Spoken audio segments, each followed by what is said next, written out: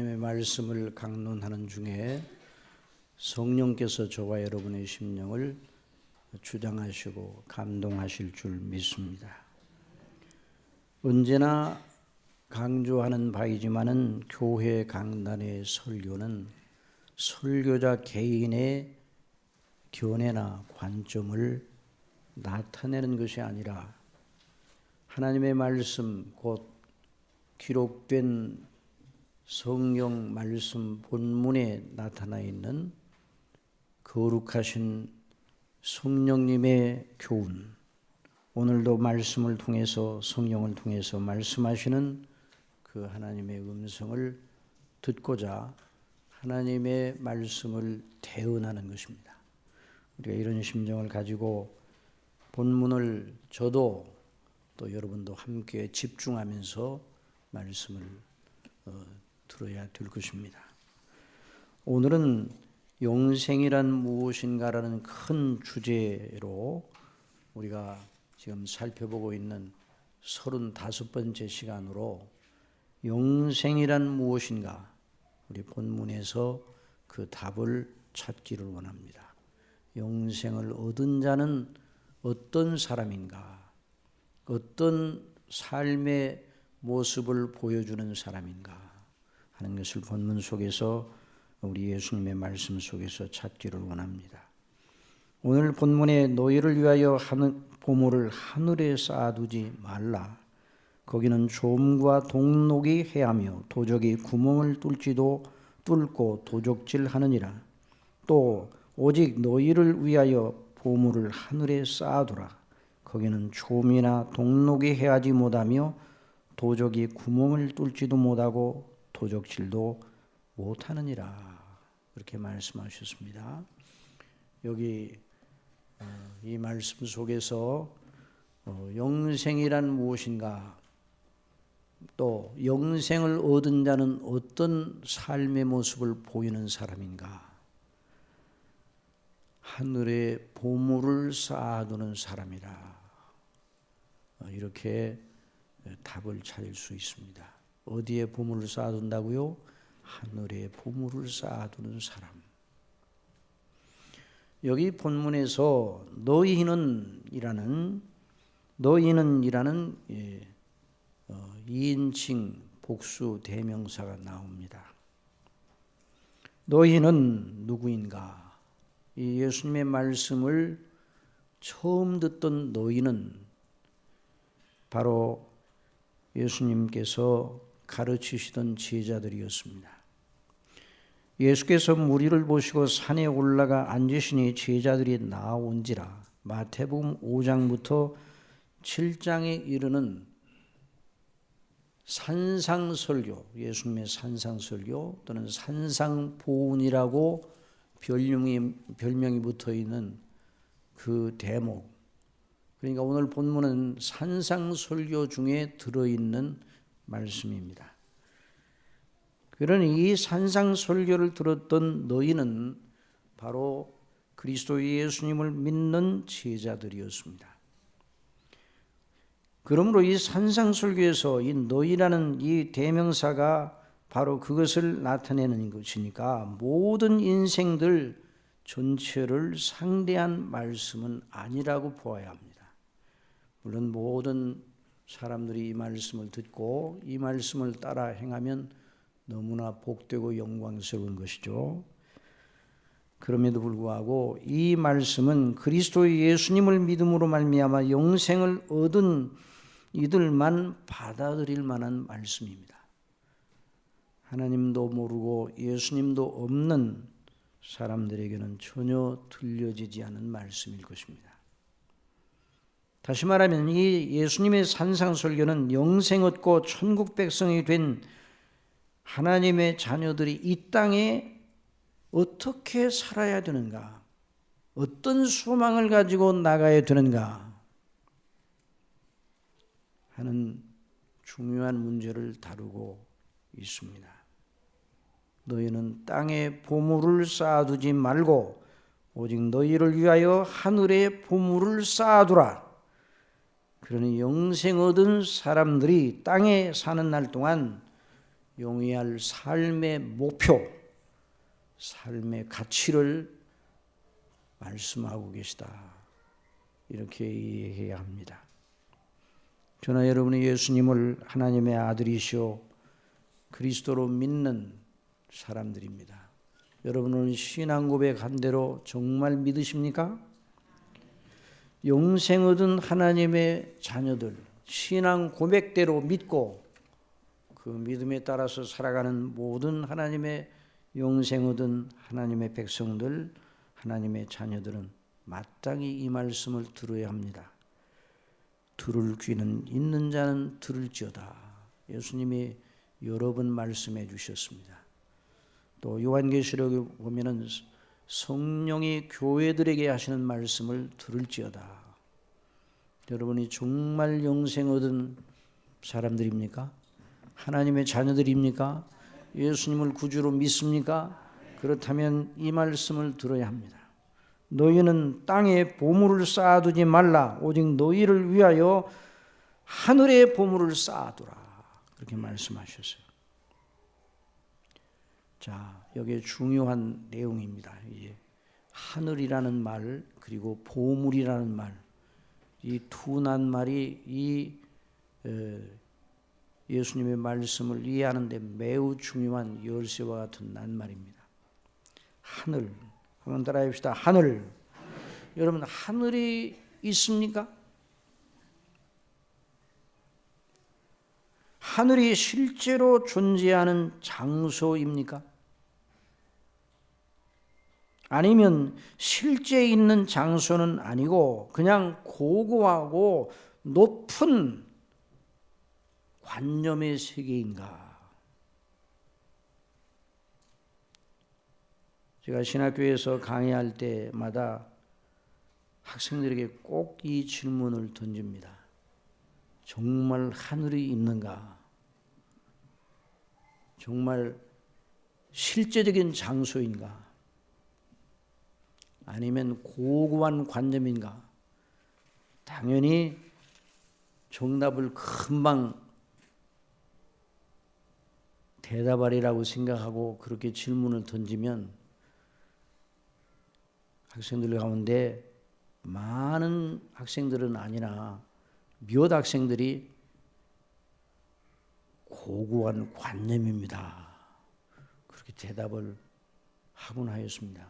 어느 클래스나 그래서 그 말은 이 땅에 있는 사람들, 특별히 교회를 출석하는 분들 가운데도 아직까지 하늘을 실제적인 장소로, 실제 있는 장소로 믿고 있지 않구나 하는 생각을 하곤 하는데, 여러분 정말 하늘은 실제의 장소입니다.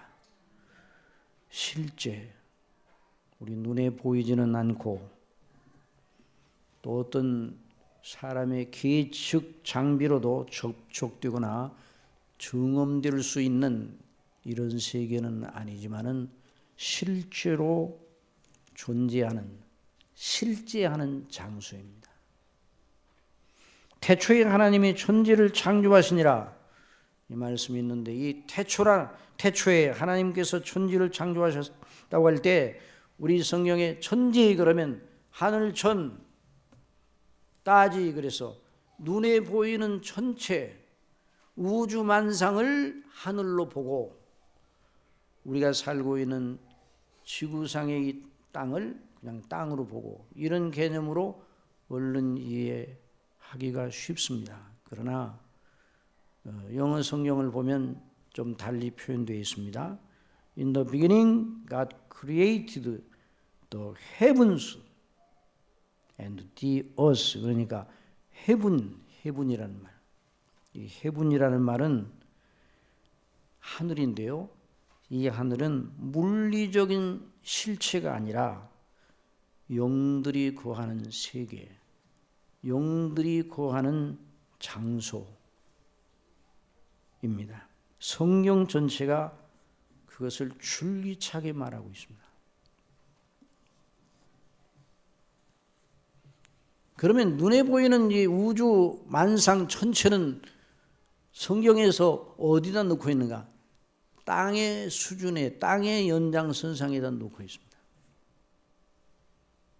물론 과학자들이 지금도 우주를 탐험하기 위해서 우주선을 띄우고 우주에 어느 별에 생명체가 있는가 또는 물이 있는가 이걸 탐험하기 위해서 굉장히 많은 노력을 하고 있다는 걸 알고 있습니다. 그러나 그 별에 가면 거기 뭐가 있습니까? 확실한 것은 달에 갔다 왔는데 달에서 뭘 가지고 왔습니까? 여기 지구상에 있는 것과 같은 월석을 가지고 왔는데 같은 땅이에요. 별들의 세계도 여전히 땅입니다.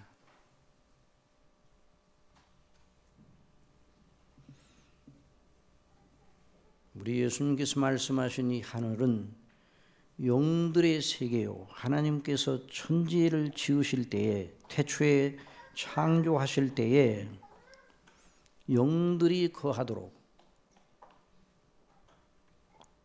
지으신 세계입니다.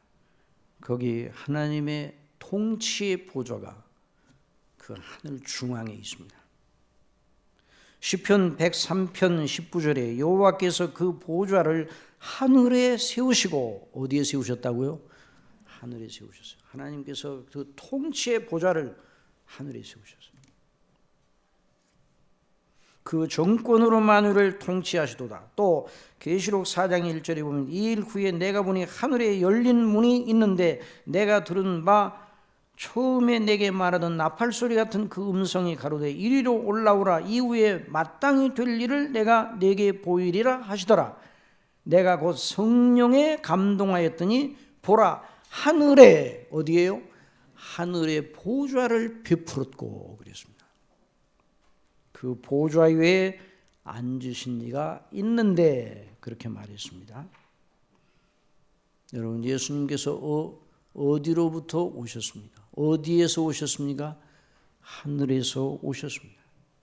내가 하늘로서 내려온 것은 내 뜻을 행하려 함이 아니요 나를 보내신 이의 뜻을 행하려 함이니라. 나를 보내신 이의 뜻은 내게 주신 자 중에 내가 하나도 잃어버리지 아니하고 마지막 날에 다시 살리는 이것이니라.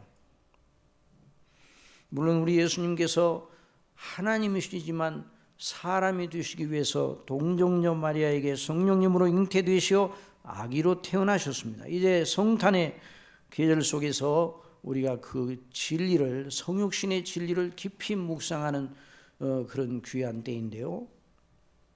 그러나 그 본체로는 하나님 아버지와 동등되신 이로 영원전부터 아버지와 함께 계셨습니다. 하늘에서 예수님이 오셨습니다.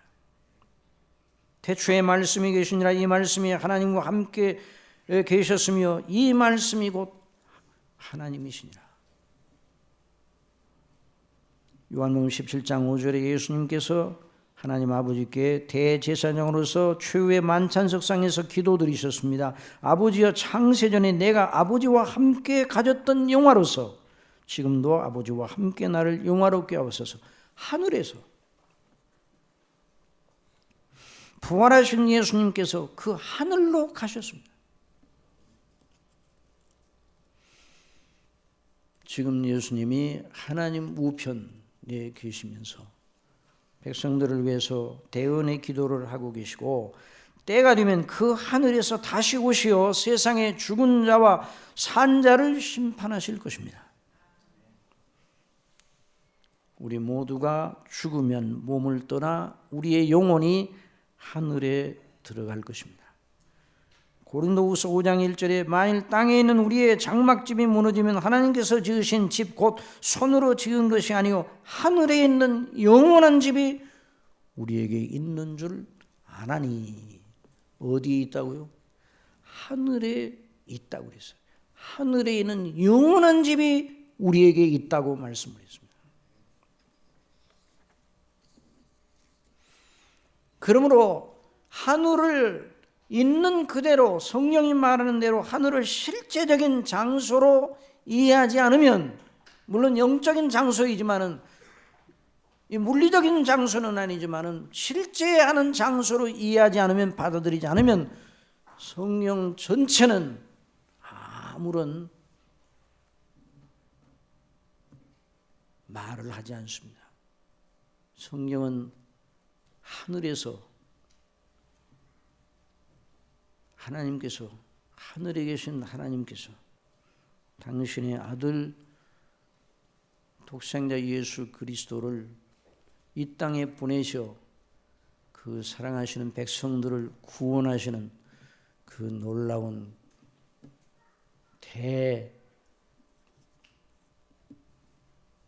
사건을 중심에다 두고 있기 때문입니다. 성령은 처음부터 끝까지 하늘의 이야기입니다. 처음부터 끝까지 하나님의 스토리입니다. 하늘에 계신 하나님. 그래서 이 땅에 하나님의 자녀들은 예나 지금이나 구약 시대에도 역시 마찬가지였습니다. 하늘의 소망을 향하여 가는 영생 얻은 구원받은 하나님의 자녀들은 한결같이 하늘을 바라보고 살았습니다. 히브리서 11장 13절에 이 사람들은 다 믿음을 따라 죽었으며 약속을 받지 못하였으되 그것들을 멀리서 보고 환영하며 또 땅에서는 외국인과 나그네로라 증거하였으니 이같이 말하는 자들은 본향 차는 것을 나타냅니다. 이제는 저희가 더 나은 본향을 사모하니 곧 하늘에 있는 것이라. 저와 여러분의 영원한 본향이 하늘에 있습니다. 저와 여러분이 땅에 있습니다. 그 말은 하늘의 본향을 향하여 나아가는 순례자들이란 말입니다. 그래서 예수 그리스도를 구주로 믿는 사람들은, 거듭난 사람들은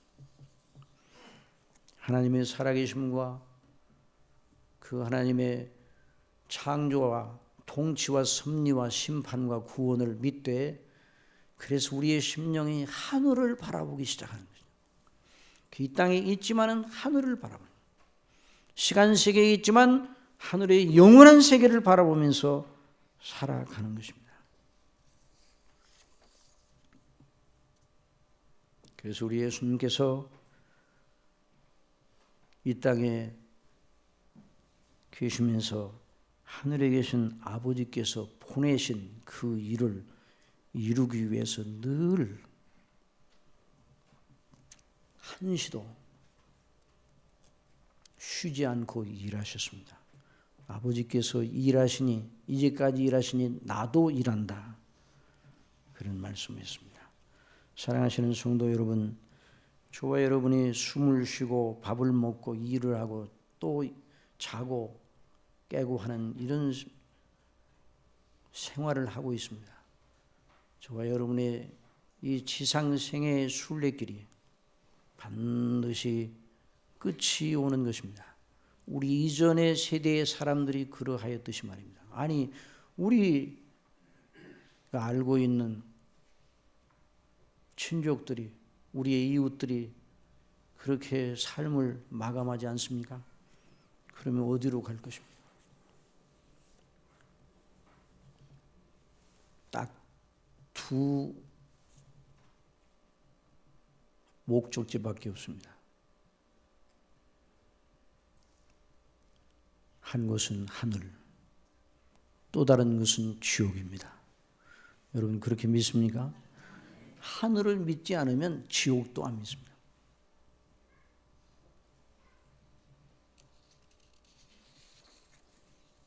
그래서 우리 예수님께서 너희는 마음에 근심하지 말라, 하나님을 믿으니 또 나를 믿으라. 내 아버지 집에 거할 곳이 많도다. 그렇지 않으면 너희에게 이르시리라. 내가 너희를 위하여 처소를 예비하러 가노니, 가서 너희를 위하여 처소를 예비하면 어디 있는 처소입니까? 하늘에 있는 처소예요. 내가 다시 와서 너희를 내게로 영접하여 나 있는 곳에 너희도 있게 하리라. 그래서 시편 23편 기자인 다윗은 3000년 전에 사람인데, 그 다윗은 나의 평생의 선하심과 인자하심이 정녕 나를 따르리니, 이 땅의 순례길 속에 살면서 그런 믿음을 가지고 살았습니다. 그리고 내가 여호와의 집에 영원히 거하리로다. 여호와의 집, 바로 하늘에 있는 그리스도 안에서 예비하신 영원한 집입니다. 그러니까 누가 복이 있는가? 지상 생애를 살다가 하늘로 들어가는 사람이 복이 있습니다.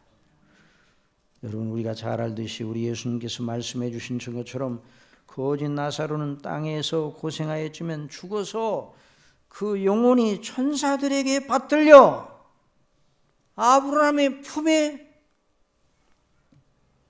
들어갔습니다. 아브라함이 있는 하늘에 들어갔다는 말입니다. 아버지의 품에 들어갔다는 말입니다. 아버지의 집에 들어갔다는 말입니다. 그러나 부자는 이 땅에서 호의호식하며 잔치하는 것처럼 날마다 살았지만 죽어. 부자의 죽음에 대해서는 아주 간단하게 표현합니다. 나사로의 죽음에 대해서는 저가 죽음의 그 영혼이 천사들에게 받들려 아브라함의 품에 들어가고 라고 표현했지만, 그 부자의 죽음에 대해서는 그도 죽어 음부에 들어가고 그랬습니다. 그리스도 안에서 주시는 영생 얻은 우리는 이 땅에서 사나 여기가 영구한 거처가 아니라고 하는 것을 알고 항상 그 사실을 언제나 인식해야 돼요. 우리가 그걸 까맣게 잊을 때가 너무나 많습니다.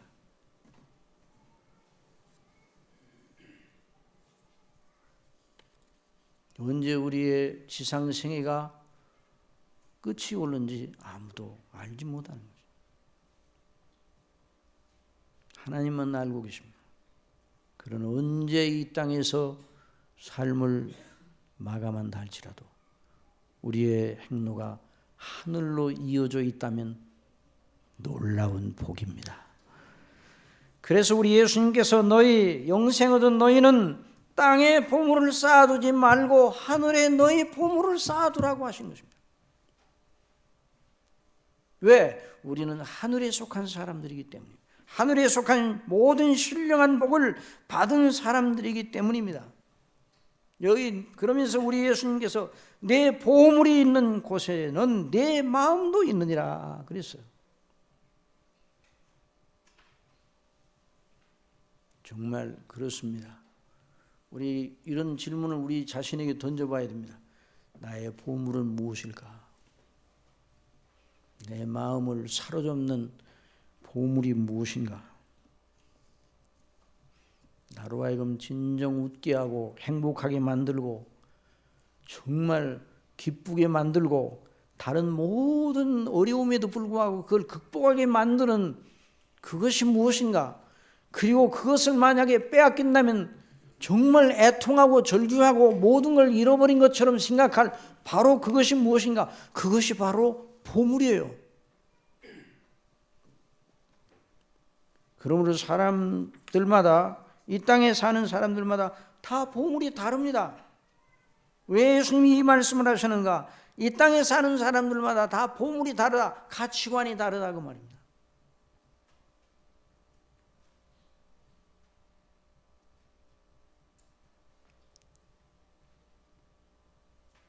내 보물이 있는 곳에 내 마음도 있느니라 말씀하신 그 말씀은 정말 두려운 말씀입니다. 우리 예수님께서 이 말씀을 하실 때 너희가 무엇을 귀하게 여기든지 그 원하는 것을 따라 살게 마련이다. 그러니 너희들이 원하는 대로, 너희들이 기뻐하는 대로, 너희들이 귀하게 여기는 것 중심으로 그냥 살아라. 그게 행복한 것이요. 이렇게 말씀하는 것이 아닙니다.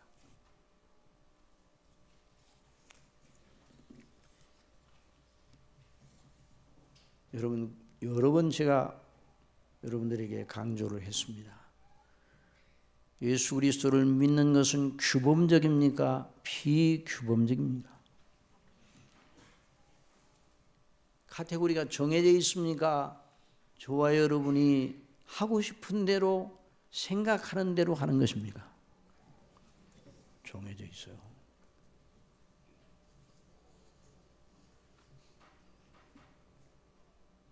사사기 21장 25절에 그때 이스라엘에 왕이 없으므로 사람이 각각 그 소견에 오른 대로 행하였더라.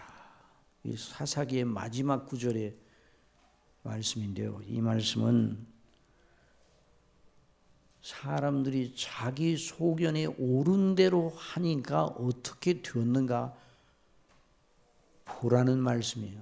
사사기의 마지막 장 너무너무 비참한 장면, 너무 누추한 장면.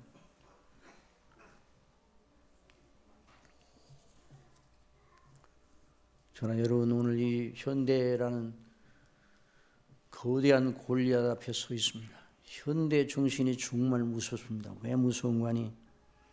다 자기가 왕입니다. 가치의 기준이 없습니다. 자기가 옳으면 옳은 것입니다. 그래서 자기가 하고 싶은 대로 물론 살아가는 것이죠. 그렇지만 그리스도인들은 내가 하고 싶은 대로 살아가는 사람이 아닙니다. 오직 너희를 위하여 보물을 하늘에 쌓아두라 하신 주님께서는 우리가 분명하게 견지할 가치, 영생 얻은 사람들이 견지할 가치, 참된 보물이 무엇인가를 다시 한번 상기하여 그 가치를 위해서 살라고 말씀하시는 거예요. 너희가 영생을 얻어 하나님의 자녀가 되었다면 너희의 보물은 너희가 정하는 것이 아니라 하늘에 계신 너희 아버지께서 정해 주신 것이다.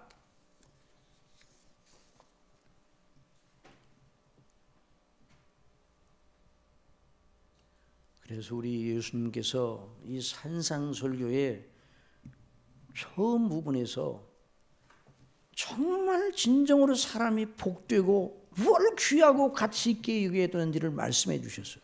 그래서 그걸 팔복이라고 그렇게 말합니다. 팔복의 말씀.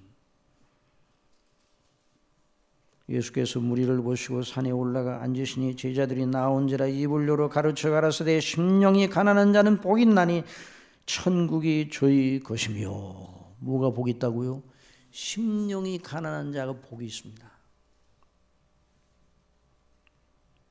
심령에 자기 자신이 하나님 앞에 아무것도 가진 것이 없다고 하는 걸 진실로 아는 사람, 그 지각이 열린 사람은 복이 있다.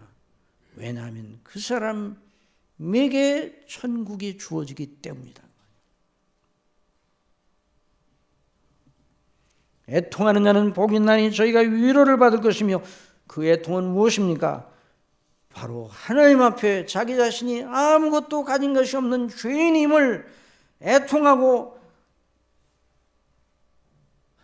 나 같은 죄인이 어떻게 할까 자신을 바라보고 애통하는, 자기 죄를 인하여 애통하며, 그래서 결국 예수 그리스도 외에는 나의 피할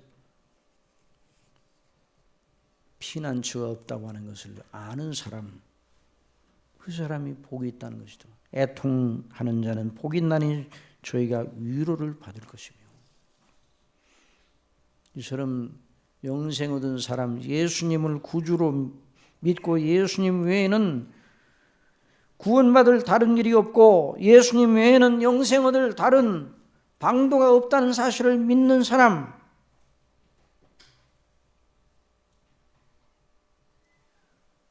이 사람이 하늘의 보물을 쌓아두어야 한다 말씀하셨어요.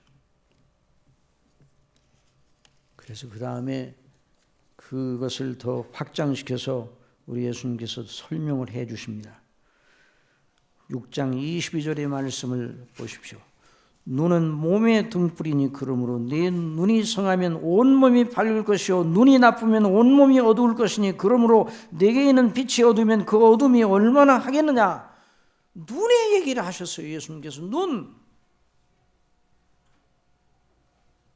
안과적인 얘기를 하고 계신 것이 아니죠. 왜 갑자기 눈을 말씀하셨는가? 가치에 대한 가치관, 바른 가치관을 가지라. 여러분, 범죄한 다음에 인간에게 나타난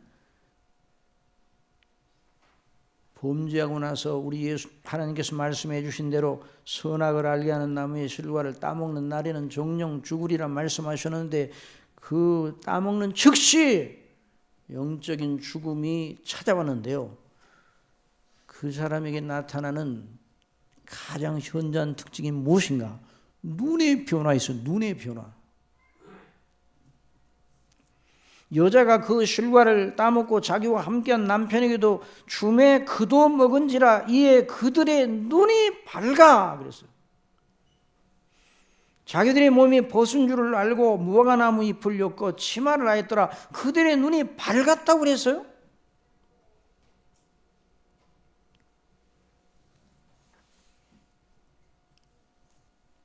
이 말씀은 이제까지 보던 것을 못 보게 되었다는 거예요. 이제까지 안 보던 것이 보이게 됐다는 거예요. 눈의 변화예요. 가치관의 변화예요. 그래서요, 동산에 거니시는 하나님의 음성을 듣고 피하여 나무 사이로 도망하여 하나님의 낯을 피하여 도망하여서 이게 멸망에 속한 인생의 현저한 특징인 것입니다. 반대로 죄에서 구원받아 영생을 얻으면 하나님께서 주신 은혜로 영생을 얻으면 가장 현저한 변화는 무엇인가? 눈의 변화입니다. 가치관의 변화입니다. 새로운 영적 분별력이 생기고 하나님이 계신 것과 자기의 죄인됨과 예수 그리스도께서 자기의 구주 되심과 예수님이 죽으신 것이 자기 자신을 위한 것이라는 것이 믿어지고 그 하나님과의 관계 속에 무엇이 정말 귀하고 복된 것인가를 알기 시작하는 것이에요. 눈이 떠지는 거죠. 그래서 고린도전서 2장 12절 우리가 세상의 영을 받지 아니하고 오직 하나님께로부터 온 영을 받았으니 이는 우리로 하여금 하나님께서 우리에게 은혜로 주신 것들을 알게 하려 하심이라. 우리가 이것을 말하거니와 사람의 지혜에 가르친 말로 아니하고 오직 성령의 가르치신 것으로 하니 신령한 일은 신령한 것으로 분별하느니라. 영적 계한이에요. 영적 계한. 한번 따라 영적 계한. 영적인 눈이 열렸다는 말이에요. 구원받으면 영적인 눈이 열려서 하나님 앞에 정말 귀한 것이 무엇인가를 보기 시작하는 거죠. 그래서 찬송가 493장, 새 찬송가 436장의 그 가사를 보면은 이렇게 되어 있어요. 나의 죄 주님의 새 생명 얻은 몸, 옛것은 지나고 새 사람이로다. 내 그 생명 내 맘에 강같이 흐르고 그 사랑 내게서 해같이 빛난다. 주 안에 감추인 새 생명 얻으니 이전에 좋던 것 이제는 값없다. 놀라운 변화입니다. 여러분은 저와 여러분에게 이러한 변화가 일어난 줄을 믿습니다. 예수 그리스도를 믿기 전에는 이 세상에 사람들이 일반적으로 좋아하는 것을 좋게 여겼어요. 그러나 그리스도를 믿고 그리스도를 믿는 믿음이 우리에게 왔을 때에, 구원이 우리에게 왔을 때에, 하늘에 속한 신령한 복을 우리가 받고 영생을 얻었을 때에, 우리 속에 성령께서 계실 때에 이전에 좋던 것 이제는 값없다. 반면에 이전에 아무것도 아니라고 생각했던 것이 너무너무 귀하게 여겨지는, 산천도 초목도 새 것이 되었고 그 산천 그 초목이에요. 그러나 눈이 달라요. 눈이.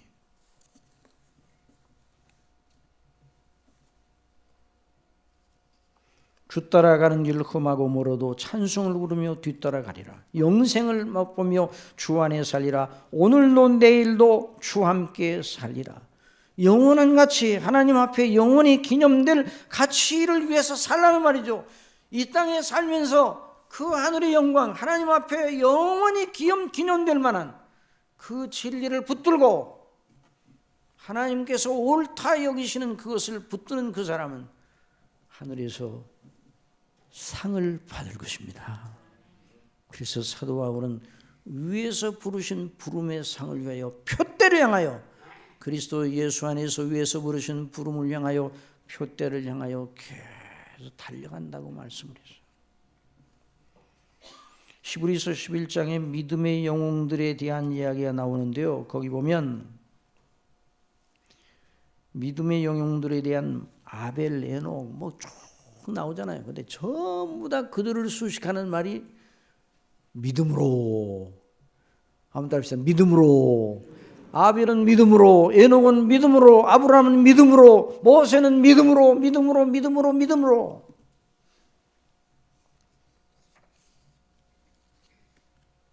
믿음으로 모세는 장성하여 바로의 공주의 아들이라 칭함을 거절하고 곧 애굽의 왕권 서열 3위 안에 드는 대단한 영예를 버리고 도리어 하나님의 백성과 함께 고난받기를 잠시 죄악의 낙을 누리는 것보다 더 좋아하고 더 좋아했다는 이 말은 단순한 정서적인 좋아함이 아니라 단순한 취향을 말하는 것이 아니라 그 시각이 변했어요. 가치관이 변했어요. 그리스도를 위하여 받는 능욕을 애굽의 모든 보화보다 더 큰 재물로 여겼으니 이는 상 주시는 이심을 바라봄이라. 그런 다음에 이런 사람은 세상이 감당치 못하도다 그랬어요. 근데 영어 성경에 그 대목을 어떻게 번역했는가 보니까 이렇게 번역했어요. The world was not worthy of them 그래서 세상이 그들의 가치에 미치지 못했다. 직역함이 그렇습니다.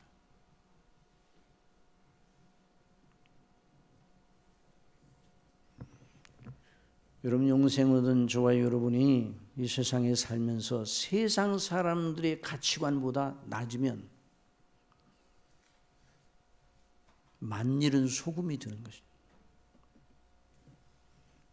너무나 부끄럽게도 오늘날 우리들이 이런 말을 많이 듣고 있어요. 너희나 잘하라. 너희보다 우리가 낫다. 교회가 세상을 걱정하는 것이 아니라 세상이 교회를 걱정해요.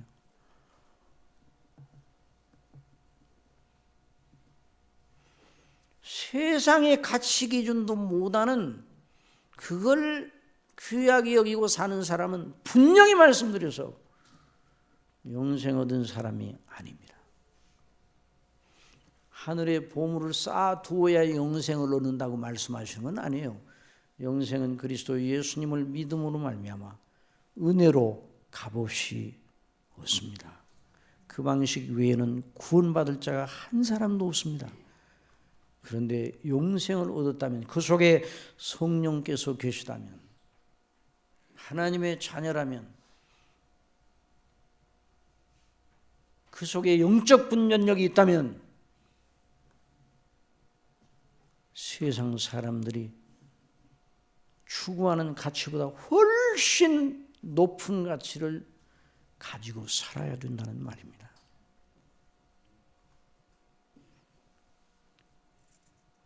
그러니 하늘에 보물을 쌓아두라고 그러지 이 땅에 사는 삶을 대충 그저 뭐 언젠가는 다 우리 하늘에 가고 여기는 영구한 거치가 아니니까 대충 살라는 말이 아니에요. 대충 살 수가 없어요. 저와 여러분이 하나님의 자녀들이기 때문에 이 땅에 저와 여러분이 하나님께서 주신 은혜를 따라 내 몸에서 어떻게든지 주님의 이름이 존귀히 여김을 받기를 원하며 살아야 되고 하늘의 보물을 쌓아두는 삶은 이 땅에 주어진 삶 속에서 하늘의 가치, 하나님 앞에 영원히 기념될 만한 가치, 하나님의 나라의 영원한 영광을 바라보고 살기 때문에 그 가치를 따라서 살기 때문에 대충 살아갈 수가 없는 거예요.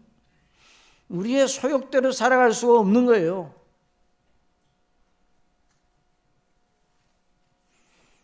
그러므로 하나님과 그리스도와 성령님, 성삼위 하나님과 우리의 영원한 생명의 관계에 집중하면서 살라고 말씀하고 계시는 것이죠. 그래서 예수님께서는 24절 이후에 6장 그 마지막까지 그 얘기를, 그 말씀을, 그 요점을 계속 확대 설명해 주시는 거예요. 한번 들어보시기 바랍니다.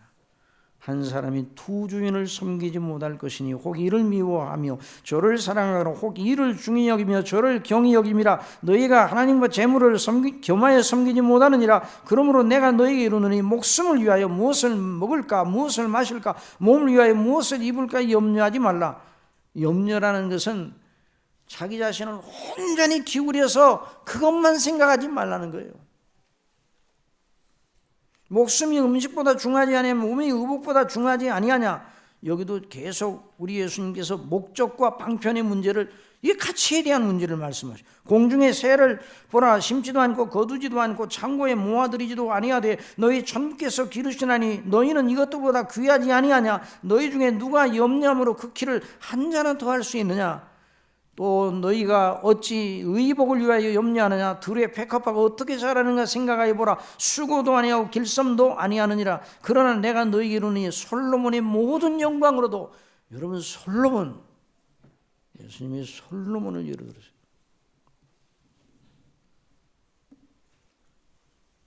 솔로몬은 사람으로서 태어난 사람 중에 그 이전도 그 이후에도 솔로몬 같이 이 땅에서 누려본 사람이 없었습니다. 솔로몬 시대에 은을 돌같이 여겼다고 그랬습니다. 저는 오늘 이 시대가 솔로몬 시대보다도, 우리 한국 사회가 솔로몬 시대보다도 더 풍족하게 누리는 것 같다, 그런 생각이 들어요. 왜냐하면 이전에는 교회에서 크리스마스 되면은 성도님들에게 선물을 하나씩 드릴 때 비누 한 장이면 좋겠습니다. 치약 하나만 주면 너무 감사하게 생각했어요. 그런데 크리스마스가 되면 걱정이 됩니다. 뭐를 드려야 만족할고, 어린아이들도 이 주일학교에서 선물을 학생들에게 주려고 할 때 무엇을 주어야 만족할까? 만족을 안 합니다. 왜냐하면 다 있어요, 그건.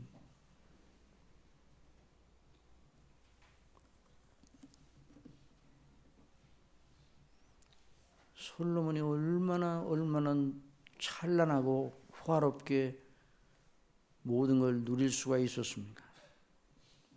그런데 예수님 말씀하십니다. 내가 너희에게 말하노니 솔로몬의 모든 영광으로도 입은 것이 이 꽃 하나만 같이 못하였느니라. 과장법이겠죠? 여러분, 예수님은 허구를 말씀하지 아니하십니다. 그래서 제가 한번 이 말씀을 처음 듣고 꽃을 한번 봤어요. 이야, 제 눈에 보기에도 꽃이 놀라워요. 아주 아름다운 장미꽃을 보면 들꽃송이 하나를 보세요. 누가 그렇게 입히신다고요? 하나님이 그렇게 입히셨다고 그러죠. 그러니까 오늘 있다가 내일 나궁에 던지는 들풀도 하나님이 이렇게 입히시거든. 하물며 너희일까 보냐. 믿음이 적은 자들아, 그러므로 염려하여 이르기를 무엇을 먹을까 무엇을 마실까 입을까 하지 말라. 이는 다 이방인들이 구하는 것이라. 하나님 없는 자들이 구하는 것이라. 너희 천부께서, 영생 얻은 너희 천부께서 이 모든 것이 너희에게 있어야 할 줄을 아시느니라. 너희는 먼저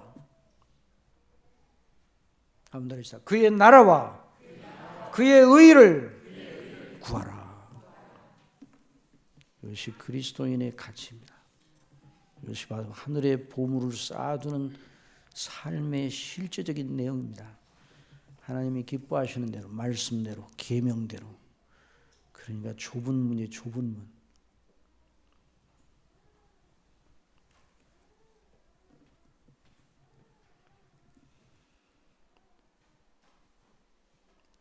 사도 바울은 이것을 알기에 표대를 향하여 그리스도 예수님 안에서 하나님이 위에서 부르신 부름의 상을 위해 쫓아갔다고 말씀했어요. 그리고 삶의 마지막 순간을 내다보면서 이렇게 말하였습니다. 관제와 같이 벌써 내가 부음이 되고 나의 떠날 기약이 가까웠도다. 내가 선한 싸움을 싸우고 나의 달려갈 길을 마치고 믿음을 지켰으니 이제 후로는 나를 위하여 의의 멸관이 예비되었으므로 주 곧 의로우신 재판장이 그날에 내게 주실 것이니 내게만 아니라 주의 나타나심을 사모하는 모든 자에게니라.